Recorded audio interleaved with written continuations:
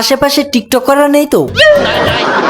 না, একদিন Prince Mamun, Alex সবুজ, ইটস ওমর, সাপড়ি টিকটকাররা মিলে একসাথে আড্ডা দিচ্ছিল। তখন তাদের সামনে দিয়ে লাইলা আপু হেঁটে যাচ্ছিল। তখন লাইলাকে দেখে ওমর কহিল, এক নামে সবাই চেনে, নামটি আমার ইটস ওমর। এক নামে সবাই চেনে, নামটি আমার ইটস ওমর। তোমার যমুনার জলে ডুবতে চাই, ভেজাতে চাই কোমর। শুনে লাইলা আপু বলল, কেউ না জানুক আমি জানি তোরা বিশ্বভরা চুতিয়া।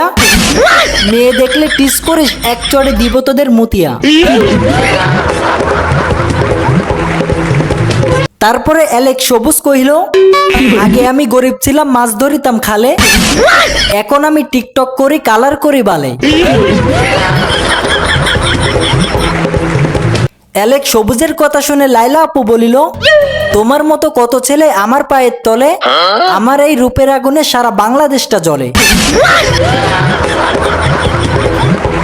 কিছুক্ষণ পরে প্রিন্স মামুন বলিল, হিসাব করে বলিও কথা, তুমি আমাদের স্ট্যাটাস সম্পর্কে জানো? টিকটকে নতুন এসেছো, তবে এত দেমাক কেন? লাইলা বলিল, তুমি খুব সুন্দর আছো, আমার নাম লাইলা, অর্থবিত্ত সবই আছে, তুমি কখন থাকবা একলা?